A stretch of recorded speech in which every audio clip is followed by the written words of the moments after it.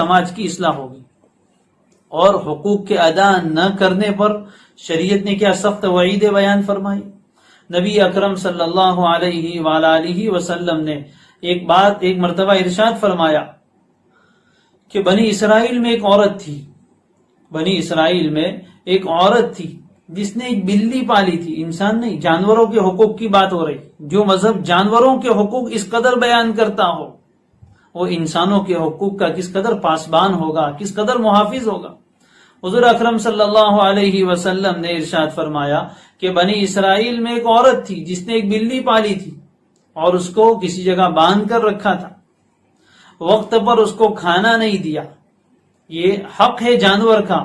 اگر آپ کوئی جانور اپنے گھر میں لا کر پال رہے، چاہے وہ بھینس ہو، چاہے بکرا ہو، بکری ہو، یا کوئی بھی اور جانور اپنے گھر میں طوطا پال کے رکھا ہے، تو اس کی ساری ذمہ داریاں آپ پر ہوگی، اس کو کھلانے پلانے کی ذمہ داری آپ کی ہے۔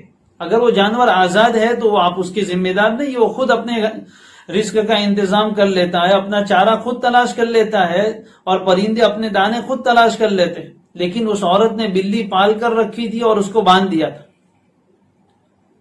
پھر اس کو کھانا پینا بھی نہیں دیا اور اس کو آزاد بھی نہیں کیا۔ نتیجہ یہ ہوا کہ بلی بھوکے مر گئی۔ نبی اکرم صلی اللہ علیہ وسلم نے جو بات ارشاد فرمائی وہ دل کے کانوں سے سننے کی اور دل کی تختی پر لکھنے کی ہے۔ فرمایا کہ اس بلی کو ستانے کی وجہ سے، اس کا حق ادا نہ کرنے کی وجہ سے، اس کو بھوکا رکھنے کی وجہ سے اللہ تعالیٰ نے بنی اسرائیل کی اس عورت کو جہنم میں ڈالا۔ کتنا بڑا تعلق ہے، ایک جانور کا حق ادا نہ کرنے پر انسان جہنم تک پہنچ جاتا ہے، اور دوسرے انسانوں کو راحت پہنچانے پر انسان جنت میں پہنچ جاتا ہے۔ چنانچہ ایک دوسری روایت میں آپ صلی اللہ علیہ وآلہ وسلم نے ارشاد فرمایا کہ اللہ کا ایک بندہ تھا، راستے سے گزر رہا تھا، راستے میں ایک بڑا درخت گر گیا تھا جس کی وجہ سے لوگوں کا راستہ رک گیا تھا۔ اس انسان نے کلہاڑا لیا، اس درخت کو کاٹ کے الگ کر دیا، راستہ کھول دیا۔ اللہ تبارک و تعالی نے اس عمل کی وجہ سے، لوگوں کو راحت پہنچانے کی وجہ سے اس کو جنت میں داخل فرما دیا۔ کتنا گہرا تعلق ہے ان چیزوں کا۔ حکیم الامت، مجدد الملت حضرت مولانا اشرف علی تھانوی نور اللہ مرقدہ اس چیز کا بڑا اہتمام فرماتے تھے، خود بھی اور اپنے متعلقین کو بھی، اپنے مریدوں اور شاگردوں کو بھی اس چیز کی طرف خصوصی توجہ دلاتے تھے کہ حقوق کی ادائیگی کا پورا خیال رکھا جائے۔ چنانچہ حضرت نے خود اپنا ایک واقعہ بیان فرمایا کہ ایک مرتبہ حضرت کی اہلیہ محترمہ کسی کام کی وجہ سے کہیں جا رہی تھی اور گھر میں مرغیاں پالی تھی اور مرغیوں کو بند کر کے رکھا تھا، اس کے وقت پر اس کو کھولا جاتا ہے۔ جاتے جاتے حضرت سے یہ کہہ گئی کہ فلاں وقت ہو جائے تو مرغیوں کو ذرا ڈربے سے نکال دینا، ان کو ڈبے سے باہر کھول دینا۔ حضرت نے کہا ٹھیک ہے، لیکن چونکہ روزانہ کا معمول نہیں تھا اور حضرت اپنے کسی کام میں مشغول تھے، اس لیے مرغیوں کو کھولنا بھول گئے، ان کو دانہ ڈالنا بھول گئے۔ اور حضرت کا معمول تھا اس وقت تفسیر بیان القرآن لکھ رہے تھے، حضرت تھانوی رحمہ اللہ کی عجیب و غریب تفسیر بیان القرآن لکھ رہے تھے۔ روزانہ کا وقت متعین تھا کہ اس وقت پر جا کر تفسیر لکھتے تھے، اور اللہ تعالیٰ مدد فرماتے ہیں ایسے نظام الاوقات والوں کی کہ جا کر بیٹھے اور اللہ کی طرف سے مضامین آنا شروع ہو گئے اور لکھتے تھے۔ حضرت فرماتے اس دن عجیب معاملہ ہوا، میں جا کر اپنی کتاب بیان القرآن لکھنے کے لیے بیٹھا، لیکن کوئی بات ہی دل میں نہیں آ رہی، قلم ہی نہیں چل رہا ہے۔ میں بڑا پریشان کہ روزانہ تو اللہ تعالیٰ کی طرف سے مدد ہوتی تھی، آج ایسا کیوں ہوا؟ اللہ کے نیک بندے تھے، اللہ کی طرف متوجہ ہوئے، بہت استغفار کیا، اللہ سے معافی مانگی، سوچا کہ مجھ سے کیا گناہ ہوا۔ تو چونکہ ان کی زندگی میں ایسے گناہ نہیں تھے ہماری طرح، ایک آدھ دو کبھی اس طرح کے معاملات ہو جاتے تھے، فوراً دل میں اللہ نے ڈالا کہ وہ مرغیاں بند رہ گئی ہے۔ حضرت فرماتے میں جلدی سے اٹھا اور گیا اور مرغیوں کو کھولا، ان کو دانہ ڈالا اور پھر آ کر تفسیر لکھنے کے لیے بیٹھا۔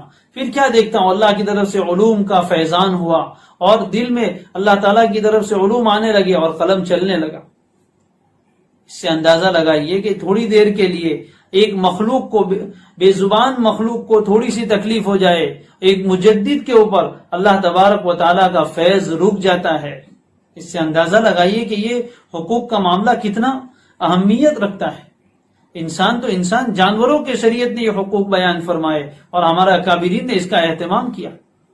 اس لیے ہمیں آج کے اس بیان سے یہ سبق لینا، اللہ مجھے بھی توفیق عطا فرمائے، آپ کو بھی توفیق عطا فرمائے کہ ہم آج اس بات کا عزم کریں، اس بات کا پکا ارادہ کریں کہ ہم اپنی ذات سے کسی دوسرے انسان کو ذرہ برابر تکلیف نہیں پہنچائیں گے۔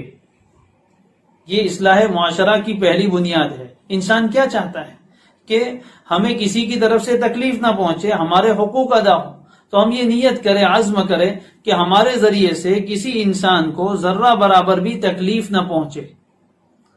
یہ سب چیزوں کا حاصل ہے، شریعت کی تعلیم کا نچوڑ ہے کہ ہماری ذات سے کسی کو تکلیف نہ ہو۔ اگر سماج میں کوئی انسان دوسرے کو تکلیف نہ پہنچائے تو پھر سماج کی اصلاح ہو جائے گی یا نہیں ہوگی؟ سب لوگ امن سے زندگی گزاریں گے یا نہیں گزاریں گے؟ سب لوگ بے خوف رہیں گے یا نہیں رہیں گے؟ سب لوگ خوش رہیں گے یا نہیں رہیں گے؟ آج لوگ کس سے پریشان ہیں؟ حال یہ ہے، والدین اولاد سے پریشان ہے اور اولاد والدین سے، اساتذہ طلبہ سے اور طلبہ اپنے اساتذہ سے، بھائی بھائی سے پریشان ہے، پڑوسی پڑوسی سے پریشان ہے۔ ہر انسان کو دوسرے سے خطرہ لگا ہوا ہے کہ کہیں یہ میرے لیے کوئی نقصان کا کام نہ کر بیٹھے، کہیں یہ میرے ساتھ حسد کا معاملہ نہ کرے، کہیں یہ مجھ پر جادو نہ کروائے، کہیں یہ میرا پیسہ نہ کھا جائے، کہیں یہ میری غیبت کر کے مجھ پر بہتان نہ لگا دے۔ ہر انسان دوسرے سے ڈر رہا ہے۔ اگر ہم سب مل کر یہ ارادہ کر لیں کہ ہم اپنی ذات سے کسی کو تکلیف نہیں پہنچائیں گے تو ایک بہت بڑا کام آسان ہو جائے گا، بہت سارے انسانوں کے لیے راحت کا چین لینے کا موقع ہو جائے گا۔ ہمارے ذریعے سے نہ ہمارے کسی قریبی انسان کو تکلیف ہو، نہ کسی دور والے کو تکلیف ہو، سب انسان امن و امان میں رہے۔ اور مومن تو ہے ہی وہ، المؤمن من امینہ الناس علی دمائہم و اموالہم، مومن تو وہ ہے کہ دوسرے تمام انسان اپنے خون، اپنی جان اور اپنے مال کے بارے میں اس سے بے خوف رہے۔ ہر انسان کو یہ اندیشہ کسی کو نہ رہے کہ یہ انسان ہمارے مال میں یا ہماری جان میں کوئی نقصان پہنچائے۔ اور اسی لیے نبی اکرم صلی اللہ علیہ وآلہ وسلم نے ارشاد فرمایا تھا حجۃ الوداع کے موقع پر، صحابہ سے پوچھا کہ یہ کون سا دن ہے آج؟ صحابہ نے کہا اللہ و رسولہ عالم۔ فرمایا کیا یہ یوم النحر نہیں ہے، احترام والا دن نہیں ہے؟ فرمایا کہ ضرور۔ پوچھا یہ کون سا مہینہ ہے؟ صحابہ نے کہا اللہ و رسولہ عالم۔ فرمایا کیا یہ ذی الحجہ حرمت والا احترام والا مہینہ نہیں ہے جو آئندہ مہینہ آ رہا ہے؟ پھر پوچھا یہ کون سا شہر ہے؟ صحابہ نے عرض کیا اللہ و رسولہ عالم۔ فرمایا کیا یہ بلد حرام احترام والا شہر مکہ مکرمہ نہیں ہے؟ صحابہ نے کہا ضرور۔ تین احترام والی چیزیں جمع ہوئی، بلد حرام یعنی مکہ مکرمہ، شہر حرام یعنی ذی الحجہ، اور یوم حرام یعنی احترام والا دن یوم النحر یعنی قربانی کا دن 10ویں ذی الحجہ۔ پھر آپ نے فرمایا سنو ان دماءکم واموالکم واعراضکم حرام علیکم کحرمت یومکم ھذا فی شہرکم ھذا فی بلدکم ھذا، تمہاری جانیں، تمہارا مال اور تمہاری عزتیں، تین چیزیں، جان، مال اور عزت، تمہاری جانیں یعنی مسلمانوں کی جان، مسلمانوں کا مال اور مسلمانوں کی عزتیں تمہارے اوپر ایسے ہی احترام کے قابل ہے جیسے کہ تمہارا یہ دن، یہ مہینہ اور یہ شہر، یعنی تین احترام جو جمع ہوئے اور ان تینوں کو جتنا ملاؤ اور اس کا جتنا احترام ہوتا ہے۔ کعبہ شریف کا، مکہ کا کتنا احترام تھا کہ اگر اپنے باپ کا قاتل بھی وہاں نظر آئے تو کوئی انسان اس کو ہاتھ نہیں لگاتا، وہاں خود اگنے والے درخت اور گھاس کو نہیں کاٹ سکتے۔ ذی الحجہ کا مہینہ احترام والا اور یوم النحر احترام والا دن، یہ تین احترام جمع ہو، اتنا ہی احترام ہے تمہاری جان، مال اور عزت کا۔ ہر مسلمان کی جان، اس کا مال اور اس کی عزت تمہارے لیے ایسے ہی قابل احترام ہے جیسے مکہ مکرمہ میں، ذی الحجہ میں اور یوم النحر میں۔ یہ اتنی تاکید آپ علیہ الصلوۃ والسلام نے بیان فرمائی۔ اب سوال یہ ہے کہ حقوق کی ادائیگی کیسے آسان ہوگی؟ ہم میں سے بہت سے جانتے ہیں کہ فلاں کا یہ حق ہے لیکن ادا نہیں کر پاتے۔ اس کے لیے بنیادی چیز ہے خوف خدا، اللہ کا خوف اور آخرت کا یقین۔ اللہ کے سامنے جواب دینا ہے، اللہ کے سامنے پیشی ہونے والی ہے، اس دن حساب چکایا جائے گا، جن کے حقوق باقی ہے ان سے ادا کروائے جائیں گے۔ جس آدمی کو آخرت کا جتنا حق، جتنا استحضار ہوتا ہے اور آخرت کا جتنا یقین ہوتا ہے، وہ دنیا میں اپنے معاملات صاف کر لیتا ہے۔ ذرا اندازہ لگائیے، سید الاولین والآخرین، نبینا و حبیبنا و شفیعنا محمد الرسول اللہ صلی اللہ علیہ وآلہ وسلم نے اپنی وفات سے چند دن پہلے صحابہ کرام رضوان اللہ علیہ مجمعین کے مجمع میں یہ بات بیان فرمائی تھی کہ تم میں سے کسی کی کو میں نے کوئی تکلیف پہنچائی ہو تو اس دنیا میں مجھ سے بدلہ لے لے، آخرت کے اوپر اس کو باقی نہ رکھے، جس دن نہ خرید و فروخت ہوگی، نہ مال و دولت کچھ کام آئے گی، کچھ نہیں ہوگا۔ اس دن حساب اعمال سے دینا پڑے گا۔ اگر کسی کا تھوڑا سا مال لے لیا ہے تو اس کے مقابلے میں نمازیں دینی پڑے گی، روزے دینے پڑیں گے، اور دوسری جو نیکیاں ہیں وہ دینی پڑے گی۔ تو وہاں کا معاملہ بڑا سنگین ہے، بڑا سخت ہے۔ اس لیے آپ علیہ الصلوۃ والسلام، جن کی ذات سے کسی مسلمان کو کوئی تکلیف نہیں پہنچی، آپ بھی امت کی تعلیم کے لیے فرما رہے ہیں کہ اگر میں نے تم میں سے کسی کو کوئی تکلیف پہنچائی ہو تو آج مجھ سے بدلہ لے کے اپنا معاملہ صاف کر دے، آخرت میں بدلہ نہیں دے سکتا۔